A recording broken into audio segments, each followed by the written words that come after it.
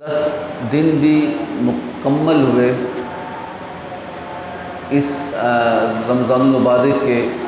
और उन्होंने फरमाया कि रमज़ान मुबारक का पहला अशरा जहन्नुम से आज़ादी का है और उस अशरे को हमने मुकम्मल किया। और ये माह मुक़द्दस अब दूसरे अशरे में हम दाखिल हो जाएंगे, तो अल्लाह से दुआ करें कि अल्लाह रब्बुल इज़्ज़त हमें बाकी जो 2 अशरे बचे हैं उनमें इबादत करने की तौफ़ीक़ अता फ़रमाए और अपनी इबादत को दुरुस्त करने की तौफ़ीक़ अता फ़रमाए। हमें पाबंदी के साथ जो हम पर फ़राइज़ हैं उन फ़राइज़ को पूरा करने की तौफ़ीक़ अता फ़रमाए। अल्लाह के नबी सल्लल्लाहु तआला अलैहि वसल्लम का फ़रमान में आलिशान है कि अबू मुक़द्दम नूर मुजस्सम सल्लल्लाहु अलैहि वसल्लम का फ़रमान है, आपके हदीस मुबारक का मफ़हूम है कि आप अलैहिस्सलाम ने फरमाया, अगर लोगों को पता चल जाए कि रमज़ान में क्या है, इसमें कितनी बरकतें हैं, कितना इनाम है और कितनी अल्लाह की रहमतों का नज़ूल होता है, तो आका अलैहिस्सलाम फरमाया कि लोग आरज़ू करें कि काश के पूरा साल रमज़ान हो और इसकी कदर करें, लेकिन लोग इससे गाफिल हैं। गुज़िश्ता जुमअतुल मुबारक को मैंने मुख्तसर ये बात भी बताई थी कि अल्लाह रब्बुल इज़्ज़त ने सारे नबियों पर रोज़ों को किसी न किसी तरीके से फ़र्ज़ किया। सुलेमान अलैहिस्सलाम, दाऊद अलैहिस्सलाम के बारे में बताया, इब्राहीम अलैहिस्सलाम, मूसा अलैहिस्सलाम के बारे में मैंने बताया, ईसा अलैहिस्सलाम, यूनुस अलैहिस्सलाम के बारे में बताया, लूत अलैहिस्सलाम, हूद अलैहिस्सलाम के बारे में बताया कि किस तरह उस उम्मतों पे अल्लाह ने रोज़े फ़र्ज़ किए। और इसकी फ़राइज़ की एक वजह ये भी थी कि अल्लामा हकी अलैहिर्रहमा फरमाते हैं कि आदम अलैहिस्सलाम की तीसरी नस्ल में से एक बादशाह गुज़रे हैं, मलक ताऊस सालिस, तीसरे बादशाह थे आदम अलैहिस्सलाम की नस्ल में से। आपके ज़माने में कहत पड़ गया और लोग भूखे और प्यासे रहने लगे, खाना ख़त्म हुआ, तो मलक ताऊस सालिस ने अपनी कौम के लोगों से कहा कि तुम इस तरह करो कि जिनके पास खाना मैसर है वो एक वक्त खाना खाएं और एक वक्त भूखा रहें, और जिस वक्त वो भूखे रहें उस वक्त का खाना वो अपने लोगों को दे दें, तो ये इसार भी हो जाएगा और उनकी भूख मिट भी जाएगी। तो फिर कौम ने इसी तरह किया कि यह ज़्यादा जगहों में तो उन्होंने एक वक्त खाना खाते और एक वक्त भूखे रहते, और जो दूसरे वक्त का खाना था वो उन जगहों पे बेचते जिस जगह पर खाना मैसर नहीं था। कहत का ज़माना था, तो रब्बे ताला ने उसका ये अमल इतना पसंद आया और ये अदा इतनी पसंद आई कि अल्लाह रब्बुल इज़्ज़त ने इस तरीक़ों को इबादत बना दिया, जो रोज़े की सूरत में इबादत की शक्ल में हम तक पहुँची। तो रब्बे ताला ने उस अमल को क़यामत तक के लिए ज़िंदा रखा और हर नबी को किसी न किसी तरीके से रोज़े फ़र्ज़ किए गए। इसीलिए हमें रोज़ा रखते वक्त एक ये बात भी ज़हन में रखनी चाहिए कि ये अम्बिया अलैहिस्सलाम की सुन्नत है, 1,24,000 अम्बिया की सुन्नत है। हमें रोज़े का सवाब भी मिलेगा, 1,24,000 नबियों के सुन्नत पर अमल करने का सवाब भी मिलेगा। हर नबी की ये सुन्नत रही है, रोज़े किसी न किसी तरीके से फ़र्ज़ हैं।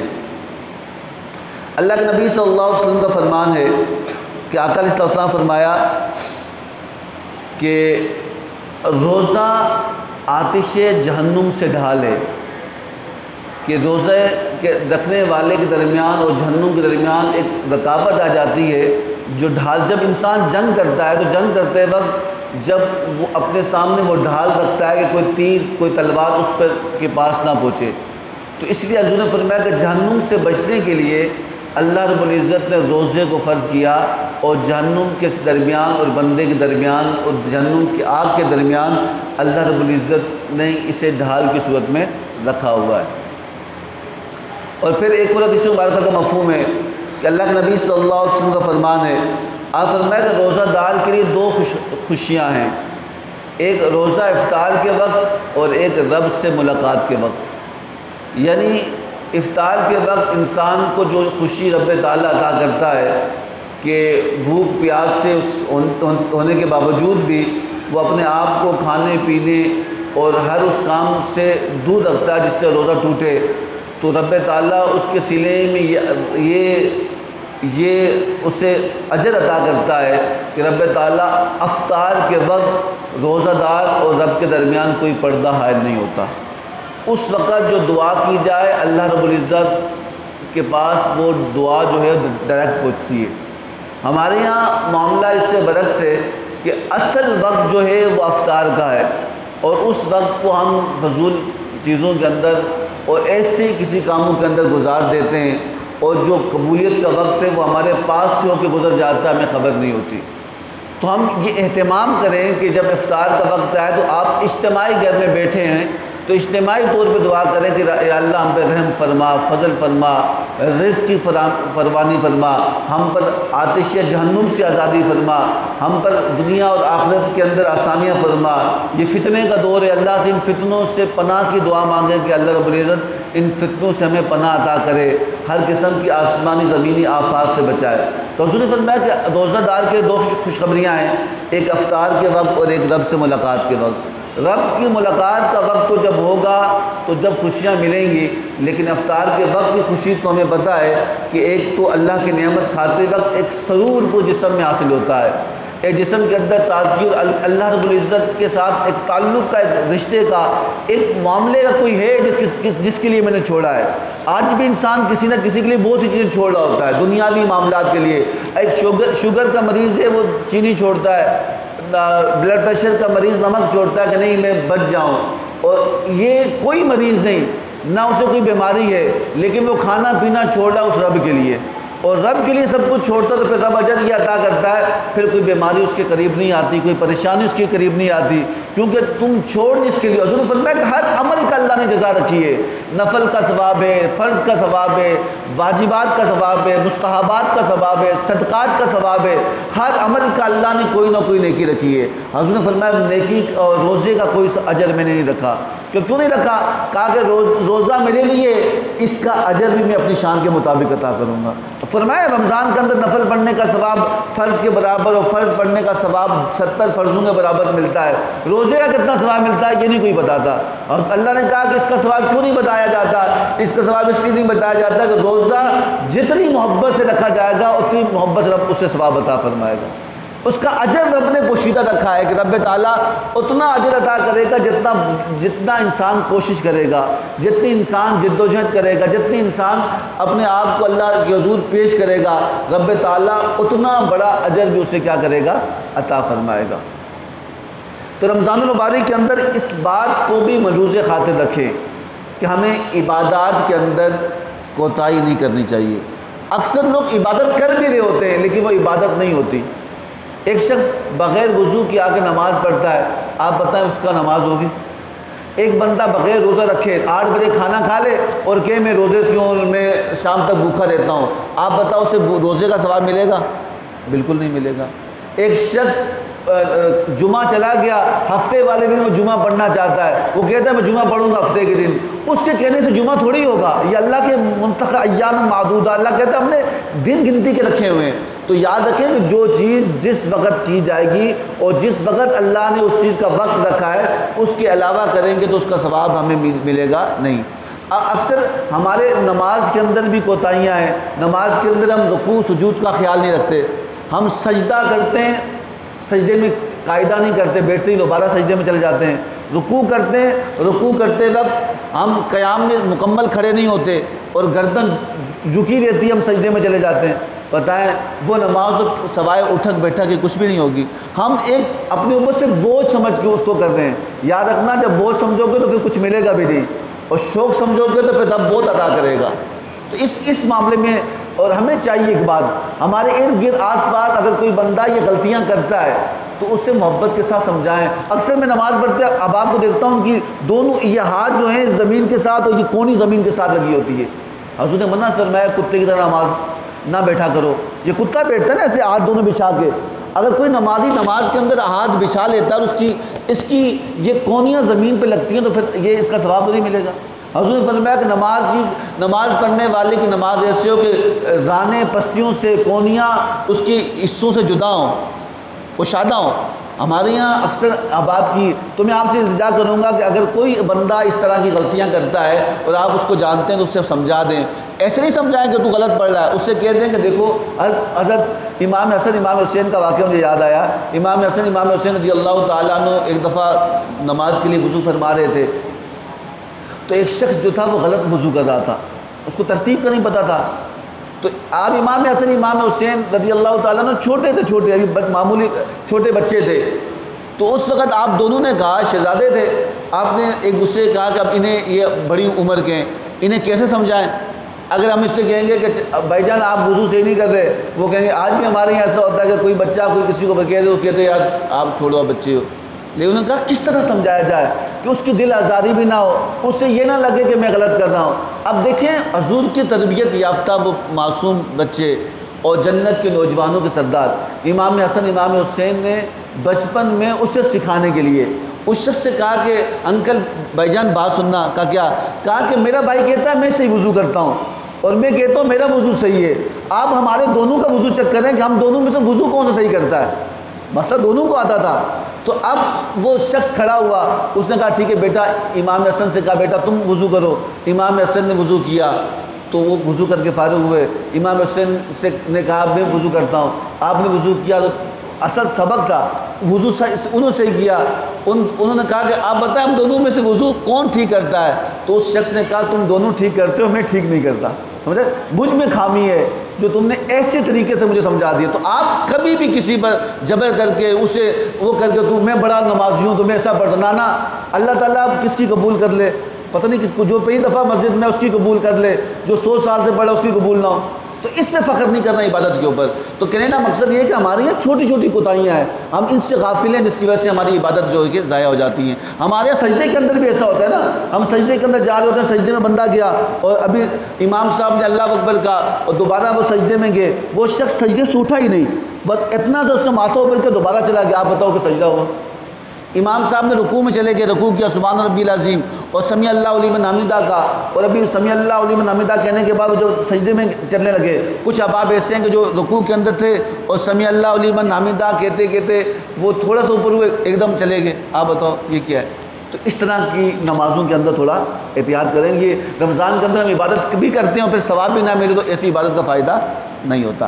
تو یہ ایک ضمنی بات آ گئی تھی۔ تو ہمارے معاشرے کے اندر یہ عبادات کے اندر ہماری اپنی کوتاہیاں ہوتی ہیں، ہمیں چاہیے کہ انہیں سیکھیں۔ اور حضور نے فرمایا کہ پیدائش سے لے کر مرتے دم تک علم حاصل کرنا فرض ہے۔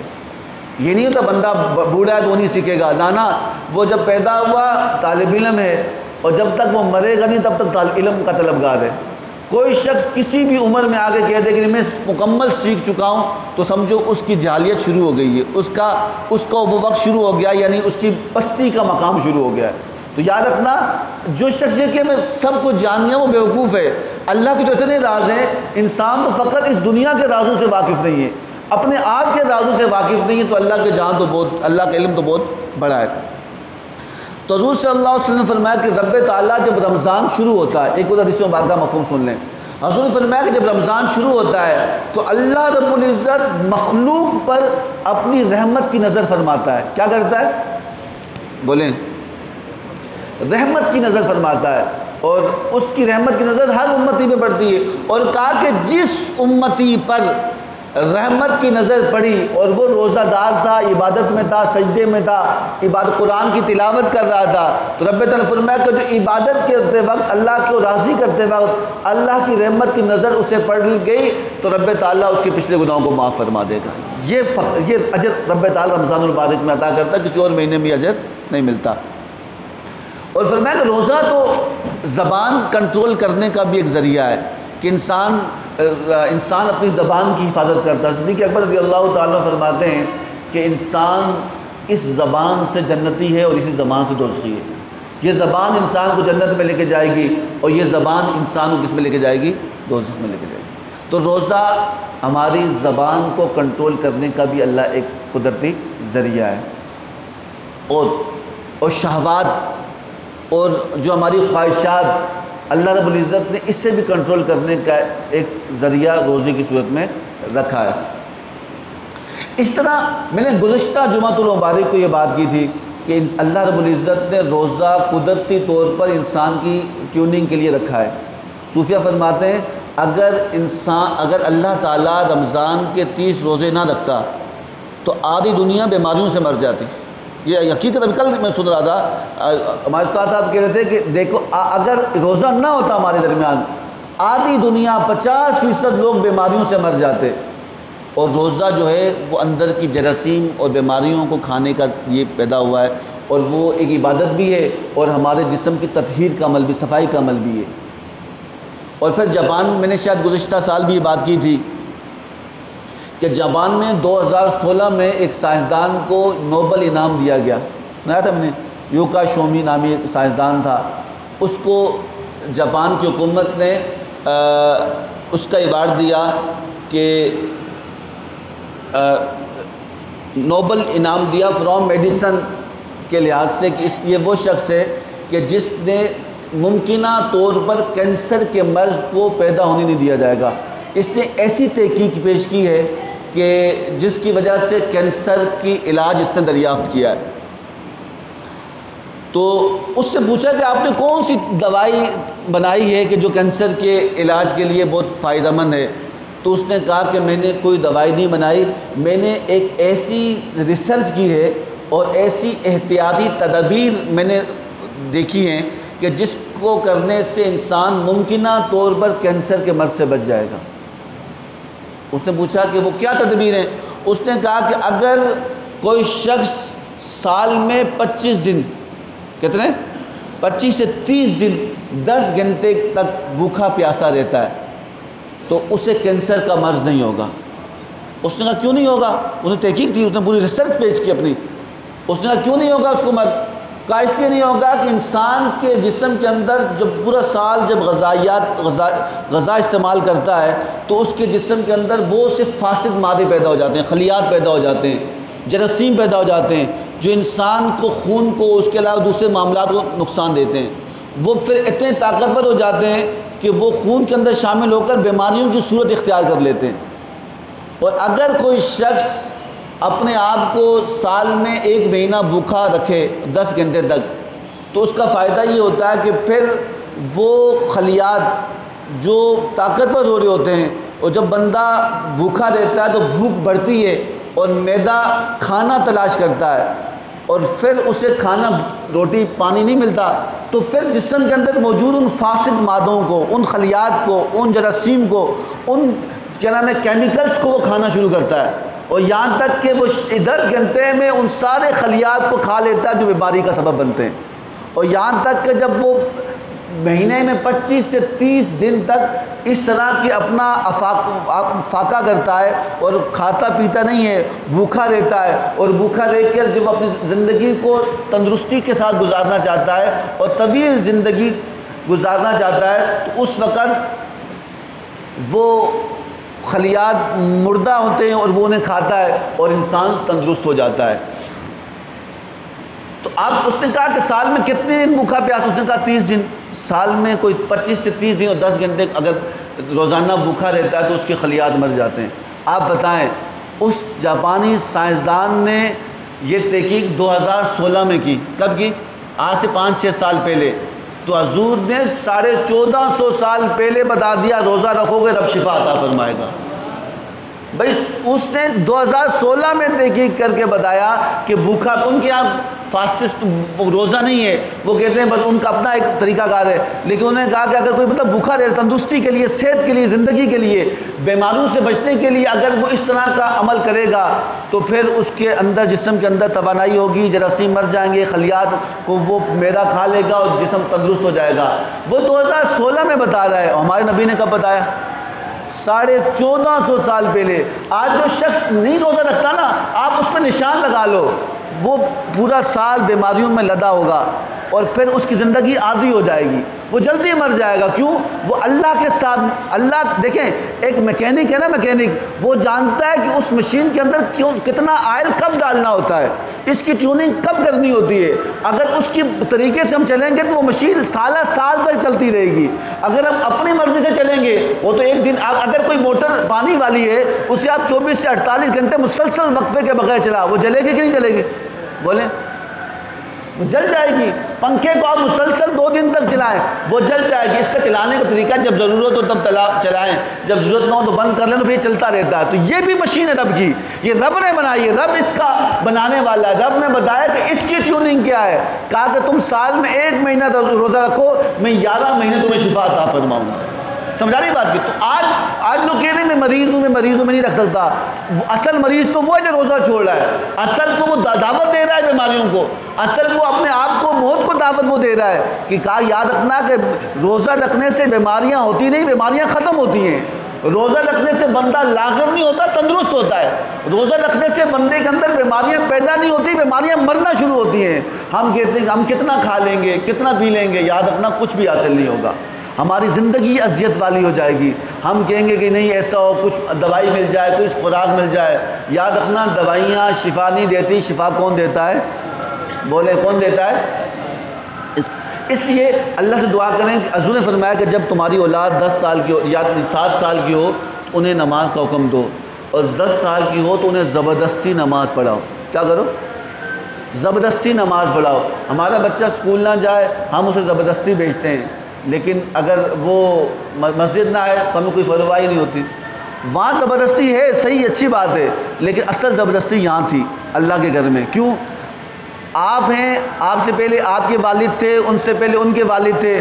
آپ بتائیں ایک سلسلہ، ایک فصل کی صورت میں جس طرح وہ چلے گئے ہم بھی چلے جائیں گے۔ لیکن یاد رکھنا کہ ہمارے جانے، آج اگر آپ نماز پڑھتے ہیں، آپ نہ بھی چاہیں آپ کے والد کو اس کا ثواب ملے گا۔ اگر کسی کے والدین دنیا میں نہیں ہیں، اگر اس کی اولاد نہ بھی چاہے وہ دعا کرے، جیسی وہ سجدے میں جائے گی کہے گی سبحان ربی العظیم، رکوع میں جائے گی سبحان ربی الاعلیٰ، سبحان ربی العظیم، سمیع اللہ، جب پڑھے گی اللہ اکبر، الحمدللہ پڑھے گی، اللہ رب العزت فقط نماز پڑھنے کی وجہ سے ان کی والدین کو بخش دے گا۔ سمجھا نہیں؟ تو آپ پر لازم ہے، ورنہ کیا ہوگا؟ ایک دانا تھا نا، دانا بہت عقل مند، معلوم لکھتے ہیں ایک واقعے کو، آپ لکھتے ہیں ایک دانا تو اس کی اولاد بہت نااہل تھی، ہٹ حرام تھی، کام نہیں، وہ بڑے مالدار شخص تھا۔ اس کی اولاد کو یہ خواہش تھی کہ میرا باپ مرے گا تو پیسے آئیں گے، پھر میں عیاشیاں کروں گا۔ تو کچھ یاد رکھنا کہ اپنی اولاد کو دین لازمی بڑھانا، ورنہ کیا ہوگا؟ تو آپ کی اولاد کو جب دین نہیں آئے گا تو پھر آپ کی قبر میں بھی سکون نہیں، آپ کو سکون نہیں آئے گا، آپ کو سکون نہیں آئے گا۔ یاد میری بات لکھ لیں، قبر میں افسوس ہوگا۔ اس دانا نے اپنی اولاد کو سمجھایا نہیں، سمجھی نماز کی اللہ نہیں سمجھی، تو اس کا آخری وقت تھا، اس نے کہا میں مر جاؤں گا اور عیاشیاں یہ کرے۔ اس نے کہا اچھا، اس نے آخری وقت وصیت لکھی، محلے کے معزز لوگوں کو بلایا، امام صاحب کو بلایا اور کہا کہ میں وصیت لکھتا ہوں، لیکن اس وصیت لکھ کے 2 لفافوں میں بند کیا، اور اس نے کہا کہ میری یہ 2 وصیت ہے، یہ پہلی وصیت اس وقت پڑھنا جب میرا جنازہ تیار ہو۔ کیا ہو؟ بولے نا، جنازہ تیار ہو، لوگ کھڑے ہوں، صفیں بنی ہوں، جنازہ رکھا ہو، تو میرے جنازے کے سامنے پہلی وصیت کو پڑھنا، اور اس کے بعد میری دوسری وصیت جنازہ پڑھنے کے بعد کھولنا ان لفافے کو۔ اس کی وصیت تھی، جب اس کا انتقال ہوا، انتقال ہونے کے بعد امیر آدمی تھا، ہزاروں کی تعداد میں لوگ اس کے جنازے میں تھے، اس کی وصیت کے مطابق بہت مالدار شخص تھا، تو اس کی وصیت کے مطابق جب اس کے لفافے کو کھولا تو اس میں لکھا تھا کہ میری پہلی وصیت یہ ہے کہ جو لوگ میرا جنازہ پڑھنے آئیں اور آنے کے باوجود بھی میرا جنازہ نہ پڑھیں، جنازہ پڑھنے آئیں لوگ اور اس کے باوجود بھی جنازہ نہ پڑھیں، میری ساری دولت ان کو دے دینا۔ اب پیسے مل رہے تھے اور اولاد بھی کھڑی تھی، انہیں کہا کہ یہ عجیب وصیت ہے، کہا کہ میرا جنازہ جو پڑھنے آئیں صفیں بنی ہوں اور صفوں کے امامت سے پہلے، جنازہ کی تکبیر سے پہلے لوگ جنازہ نہ پڑھیں تو میری دولت ان کو دے دینا۔ ہمارے یہاں تو بہت سی باتیں ہیں نا، ہمارے یہاں بہت فتوے نکل آتے ہیں۔ کسی نے کہا نماز جنازہ فرض کفایہ 2 بندے پڑھ لیں، میں نہ پڑھوں تو کیا ہوگا؟ اصل مسئلہ پیسوں کا تھا۔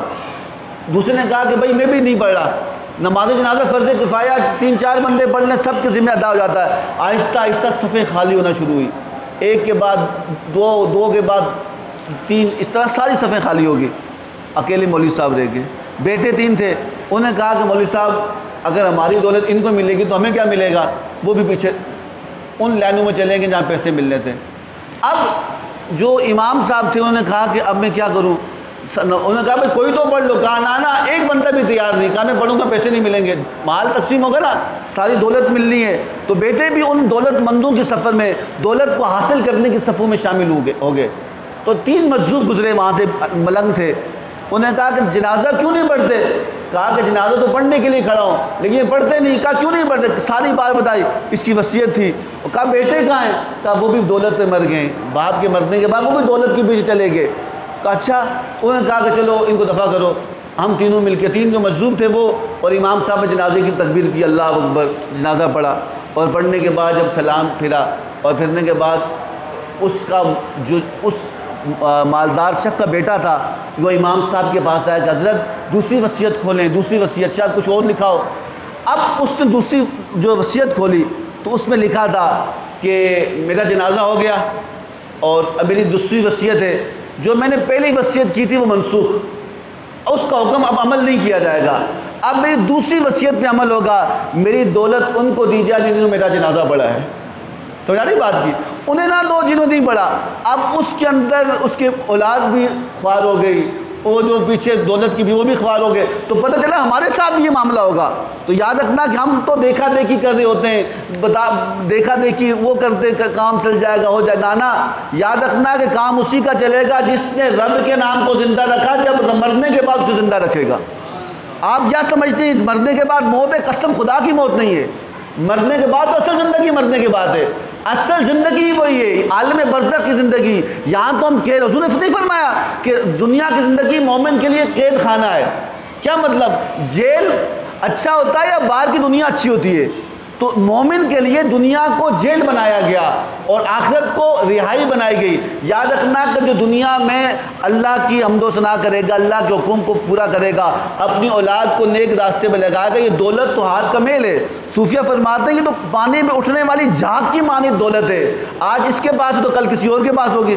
تو کہا یہ کسی کی وراثت نہیں، اور کہا کہ علم وارث ہے انبیاء کا، عالم وارث ہے انبیاء کا، علم دین سیکھنے والا وارث ہے انبیاء کا، اور دولت وارث ہے شیطان کی، فرعون کی، قارون کی۔ اور تو یاد رکھنا، میں ایک اور واقعہ کہہ کے بات ختم کروں گا کہ تصوف کے اندر ایک مقام وہ بھی آتا ہے کہ جب انسان کو ترک دنیا کا حکم دیا جاتا ہے، ترک الاسباب، کس کا؟ اسباب کو ترک کرنے کو حکم دیا جاتا ہے۔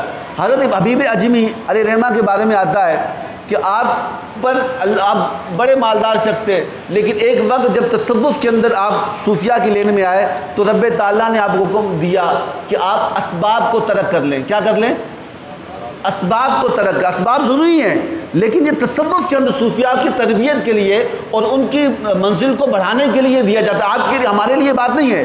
کہ صوفیہ کے اندر ایک مقام یہ بھی آتا ہے کہ جب ترک اسباب کا کیا جاتا ہے کہ کھانا ملے تو کھا لو، اپنے بچوں کا نہیں کھانا، جگہ ملے تو سو جاؤ، اپنی جگہ پہ نہیں سونا، سب کچھ چھوڑ کے جانا ہوتا ہے۔ یہ صوفیہ کے آج بھی یہ چلے کرائے جاتے ہیں۔ ابھی بجمی کو یہ مقام آیا، انہوں نے کہا اپنے اسباب چھوڑ لو اور اپنی ساری چیزیں چھوڑ لو، تو سب چیزیں چھوڑ لی تو گھر میں کھانے پینے کا مسئلہ ہوا۔ آپ کی بیوی بہت سخت تھی، آپ کی بیوی بہت سخت تھی۔ انہوں نے کہا کہ اے حبیب تو کیا تسبیح پکڑ کے اللہ اللہ کرتا ہے، جا کام کر، مزدوری کر، پیسے کما کے آ، کھانا نہیں مل رہا۔ اب حکم تھا کہ اب مزدوری نہیں کرنی، یہ ایک چلہ ہوتا ہے تصوف کے اندر، تو کہا مزدوری نہیں کرنی، تو آپ چلے گئے۔ بیوی نے تنگ کیا، بیوی بہت تنگ کرتی ہے شور کو، ہمیشہ تک، یہ بات یاد رکھنا۔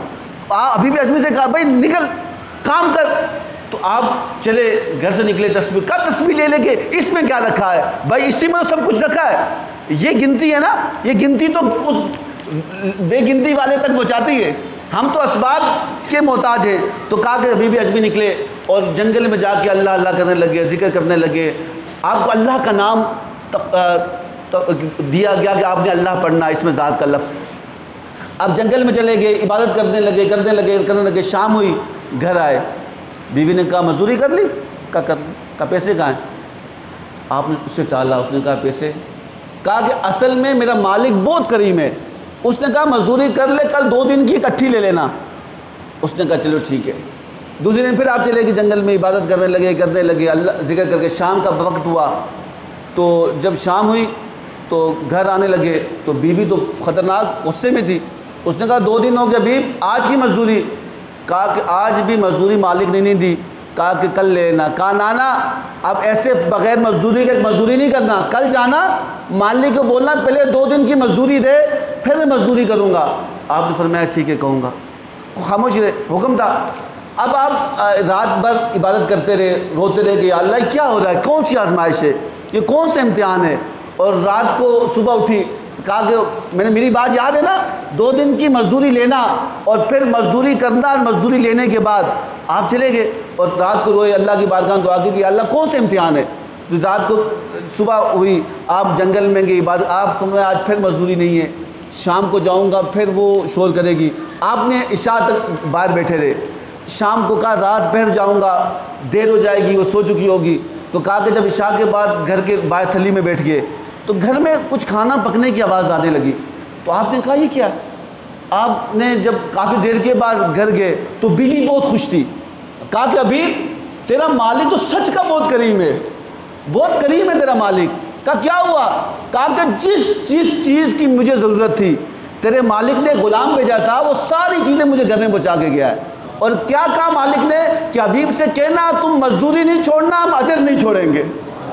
کہا تم مزدوری کرتے رہنا، ہم تیری مزدوری پہنچاتے رہیں گے۔ تو اسباب کا ہونا ضروری ہے، لیکن تصوف کے اندر جب یہ معاملہ ہوتا ہے تو رب تعالیٰ بتانا چاہتا ہے دیکھو چیزیں کچھ نہیں ہیں، اصل چیز رب کے ذات ہے۔ ہمارے یہاں لوگوں سے معاملہ کیا جاتا ہے کہ یہ ہوگا تو وہ ہوگا، نہیں وہ نہ بھی ہو تب بھی ہوگا۔ جب انسان کو حق الیقین ہوگا تو پھر رب تعالیٰ، ہم ابھی تذبذب کے اندر ہیں، پتہ نہیں ہوگا کہ نہیں ہوگا، ہوگا کہ نہیں ہوگا۔ جس دن آپ کا یقین اس مقام پہ پہنچا کہ ہوگا تو پھر آپ سمندر میں بھی چلے تو راستہ سمندر بھی دے گا۔ جب آپ کہیں گے ہوگا پھر اسباب نہ بھی ہو تو پھر مسبب الاسباب اسباب پیدا کرے گا۔